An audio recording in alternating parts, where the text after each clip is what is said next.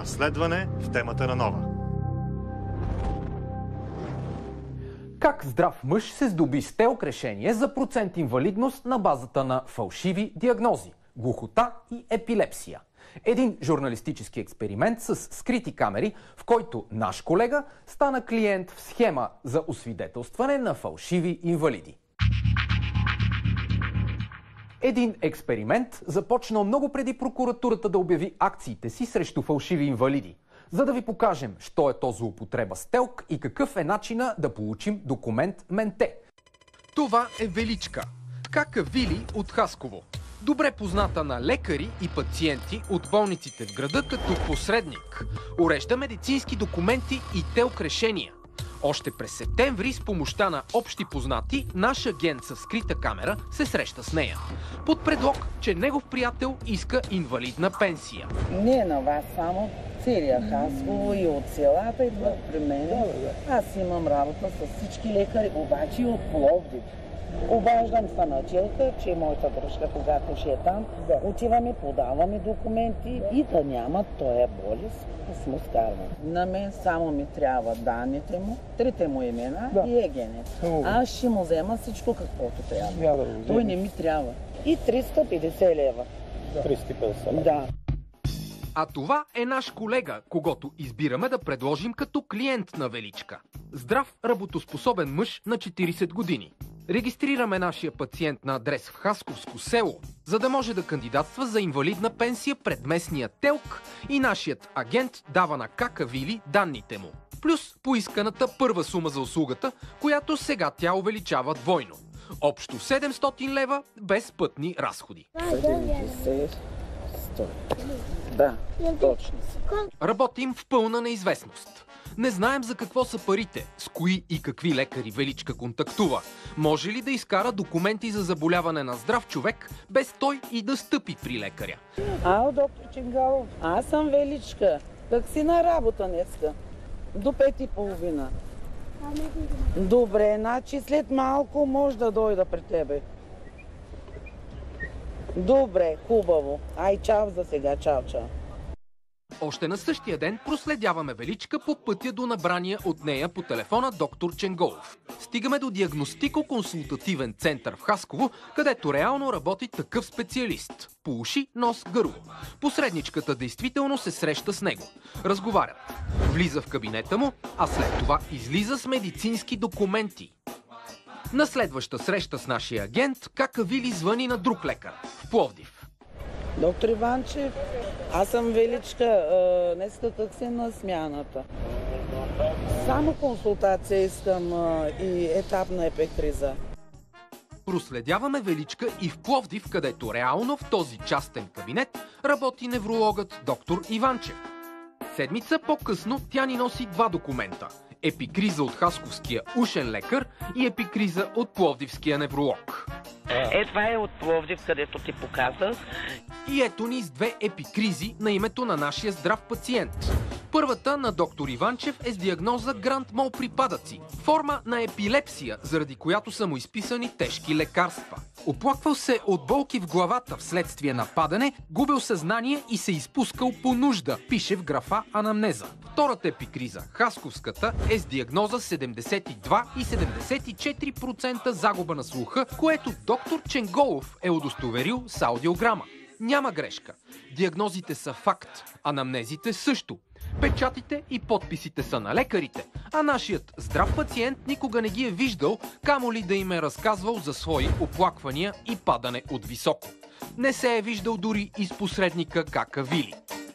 Двете заболявания, глухота и епилепсия, следва да послужат пред ТЕЛК комисията, за да получим над 50% инвалидност, но трябва още документи, обяснява Величка и дава за пример деца, които води със себе си.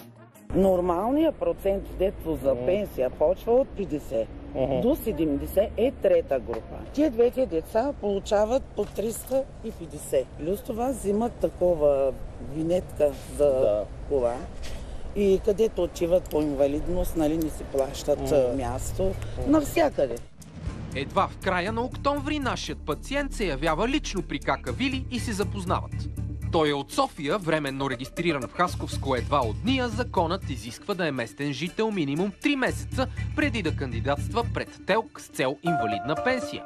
Тоест през януари 2019. Това време Кака Вили му намира личен лекар в Хасково и го праща за направления да затвърдят заболяванията му. Докато го посреща GP-то доктор Нина Манафъкова, говори с нея по телефона. Трябва да му дадем и документите за Тилка Нинче. Добре, де. Това ли момченцето се случила? Да. Той Иван Иванчев, той е Пловдив. Те всички ходят там при него. Значно да имаш документи. Разбираш? Тук трябва да направим на и 4 за лявото ухо. Хайде. С направление в ръка, нашият здрав пациент е насочен да лежи в болница, за да затвърди глухотата си при втори специалист. Хасковският доктор Латев. Кака Вили го инструктира по телефона. Слушай хубаво, Кака.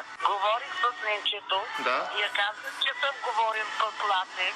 Той що и аз ще му кажа, че момчето нашо, много кротко момче, добро момче, искам да се пише една хубава епикриза.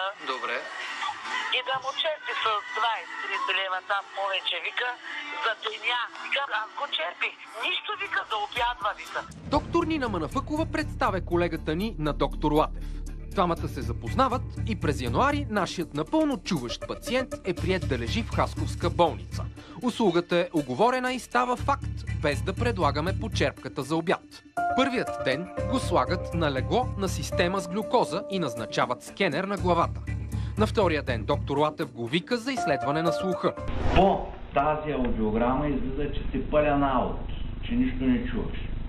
Това, което аз ще ти направя, и ти ще ми отговаряш абсолютно както е, после можем да ти го намалим, но искам да видя колко е реално. Почваме. Мене гледай. Слушайте, аз ти ги давам, засилвам, ти ги различни са. Пак. Изследването на уреда за слух трае няколко минути и е издържано от пациента ни успешно и с двете уши. И за миг колегата ни не се преструва на глух пред доктора. Да, трябва да ти кажа, че съм абсолютно нормален слух. И аз ще пиша едно намаление там за 40-50%. Оправя с Тилка. Трябва да измислиш и други болести. Там неврологични. Здравият ни пациент остава на легло още 2 дни и е изписан. Държи в ръцете си поредната епикриза за 45% загуба на слуха. А за да няма колебания, Кака Вили ни издейства още една за над 70%. Пак от смелия доктор Ченголов, който издаде първата. Седмица по-късно Величка подава окомплектовани събраните епикризи в ТЕЛК Хасково с молба за насрочване на комисия за освидетелстване с процент инвалидност пред ТЕЛК в съседния Димитровград. Звъни по телефона. Сега съм. Ще може ли само едни документи ще оставя съжалявам. Лично ти искам да те приемеш. Жената от гишето в ТЕЛК приема документите и казва, че ще изпратят писмо с дата за явяване до месец. На моя адрес да пишеш да дойде при мен писмо. На този етап от нашето разследване, без никаква връзка с действията ни, специализираната прокуратура прави поредица акции и арести за злоупотреба с ТЕЛК и фалшиви инвалиди в страната. Превръщат се в първа новина по медиите. Това са хора, които получават инвалидни пенсии. Не знаят къде са ходили и дали са ходили пред кой ТЕЛК и дали въобще са ходили. Не знаят дали са били хоспитализирани или не са били хоспитализирани. Арестите на лекари и посредници в страната обаче не стряскат Величка. След месец тя се обажда, че е получила писмото с насоки и дата за явяване на колегата ни пред ТЕЛК комисия от 4 лекари в Димитровград. Казва му, че за да са наясно, че е наше момче, ще го запознае с един от членовете на комисията, доктор Иванов. Да видиш тези документи на памети, че ние бяхме до 14, обаче не бяхме готови. Да, той има за уши, нос, гърло име епикриза, че е с протезиран. В четвъртък трябва да дойде. В четвъртъка, добре. Следват няколко консултации с прегледи от невролози. Дали от предпазливост на лекарите заради арестите, дали от лоша организация на посредника или от друга причина, те не потвърждават категорично епилептичните припадъци, отразени в първата етапна епикриза на нашия герой. Затова на 11 април, когато той се явява пред ТЕЛК, комисията не признава епилепсията.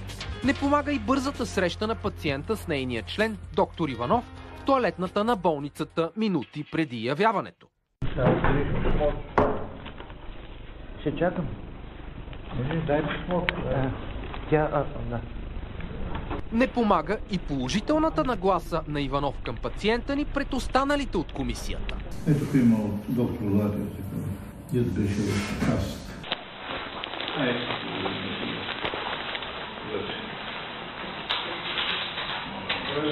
Не се слага пред очите на жената, тя едно ти слага друго. Седне се на стол.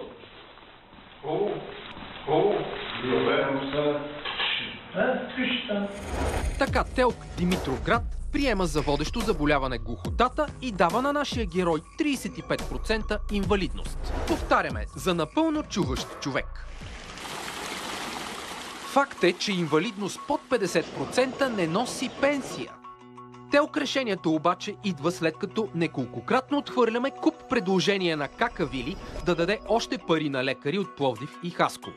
И без пациентът ни да се преструва на глух пред комисията, нито да симулира припадъци, както го съветва тя преди явяването. За изводите от експеримента ни говори адвокат Георги Коев, юрист с инвалидна пенсия на ТИС проблемите в ТЕЛК. Това показва, че недостатъците на новата система са повече от плюсовете.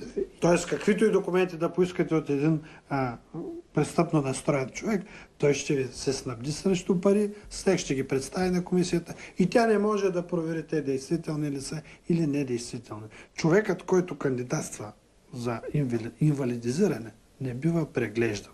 По време на явяването си пред ТЕЛК. Те не носят отговорност за тези документи, защото не са ги съставили те. Съответно и наказателна, ако те не са реални. Не се преглежда лицето, не се преглежда болния, а се преглеждат документите на болния. А ние търсим позицията на героите в нашата история. С снимка на Какавили в ръка, заедно с нашия освидетелстван пациент, намираме първо невролога от Пловдив, който му приписа епилептични припадъци. Доктор Иванчев, добър ден. От Нова телевизия сме. Тази жена, дали я познавате? Не съм я виждал. Представя се с името Величка. От Хасково. Може. А този човек, виждал ли сте? Не. Даже сваля очилата. Познавате ли? Не. Ама се оказва, че съм идвал при вас на преглед. Изпускане по малка нужда, треперене на крайниците. Как го измислихте това? Не съм го измислил. Някой казва ли го е, за да го напишете това? Това е ваш документ, нали? Предполагам, да. Ама не е бил лично пациент. Явно. Явно не съм виждал пациента, след като той не ме познава. Той не ви познава, но и вие не го познавате. Да, също. Това нормално ли е? Редно ли е? Грант мал припадъци. Да. На какво е базиран? Предполагам на предхождащи документи, които са били носени. Той човек няма предхождащи документи. Други. Трудно ми е да кажеш. Величка каза, че трябва да ви даде 350 лева за тази услуга. Сериозно? Тя казва, че това са пари под масата. Подкуп. Но къде има тук маса? Няма маса в кабинета. Не, елате да видите. Има бюро. Да, тук правим изследванията. Пари под бюрото не е казал. Не. Значи няма проблем. Не. После търсим специалиста, чието две епикризи изкараха нашия герой глух. Абсолютно не знам за какво става. Ето го, човека не идва. Изкарвате глух, здрав човек. Не мога да се спомня. Отиваме и при доктор Латев, който прие нашия пациент в болница и знаейки как чува в действителност, отбеляза 45% загуба на слуха в документите. Реплика, дайте да видим, реално ми кажи колко чуваш, а пък аз ще ти ги намаля. Тази реплика казва ли сте я, ми е въпрос. Не, ти ще ми отговаряш абсолютно както е. После можем да ти го намалим. Дори някой колега да ви помоли. Колегата ме помоли да го лекуваме, да видим какво му е състоянието. И това съм направил, нищо повече. Но не познавате тази жена, каза се Величка. Единствено общо практикуващият лекар в историята ни, доктор Манафъкова, признава познанството си с Какавили. Аз съм едно джипи. Аз нищо не мога да променя. Донесат ли ми този документ, аз съм длъжна да го направя. Той човек не е глух. Разбираш? Не е нито глух, аз го усетих. нито е епилептик. Какавили, както така тя се представя. Казва, че ви дава пари. Пари? Да. Колко? И казва, 2000? Не знам колко. Не, 5 лева. 5 лева, 10 лева. Ако искаш, веднага ще извънна. И казва, че се... Казва, че съм голяма будала, дето не вземам като другите по 200, по 300 лева. А дойде една пациентка, която каза, че при този някакъв Иванчев Пловдив е взела 2000 лева. Това е добре, че го правите, защото на мен ми писна до тук да пиша неща, които не са валидни. Разбираш ли? Но нямам, аз съм сама. И накрая доктор Иванов от ТЕЛК комисията. Нормално ли е член на ТЕЛК комисия да се среща с пациентите извън въпросната комисия? Не е нормално, не го правим. Защо? В тоалетната? Кога това е било? Преди решение. Вие можете да го докажете? Това е факт. Не, COVID може да го докаже, може да го направи от куртуазия. Лекаря? Да. Опитвали ли сте да влияе? Непрекъснато се опитват. Непрекъснато. Не, вие да влияете в полза на някой пациент. Не. Няма такива. Посредникът Какавили не бе открита на адреса си в Хасково. Не отговаря и на телефона си. Макар и само с 35% инвалидност, ТЕЛК решението за глухотата и цялата ни история с фалшиви диагнози повдигат куп въпроси около обществената полза на ТЕЛК системата у нас. Излиза, че симулантите, източващи държавни пари и фалшификациите им, са възможни и днес, въпреки втежнените условия за определяне на процентите инвалидност от август насам и шумните акции на прокуратурата от последната зима. И отговорни тук са не само лекарите. Утре в Здравей България продължаваме историята ни, за да видим как системата ражда фигури като Какавили и нейната мрежа. С признания на лекари за порочния кръг, в който се намират, и интервю с майка на дете с синдром на Даун за несправедливостите към нуждаещите се от пари и помощ. Очаквайте ни!